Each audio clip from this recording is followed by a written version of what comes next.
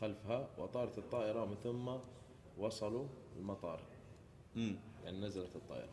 نزلت يعني، بس نزلوا في المطار. في المطار طبعا ولا باين شيء ابدا، لا هي مسافره ولا هي تبحث عن عمل ولا لا. شيء. هو عموما الطائره انتقال من حال الى حال، اما انتقال من حال في مستوى المعيشه، يعني تنتقلين لحاله افضل، يصير عندك خير اكثر انت واختك واهلك، واما من بلد الى بلد. فانت في الحالتين النهايه كانت سالمه، لان النزول في المطار يدل على السلام.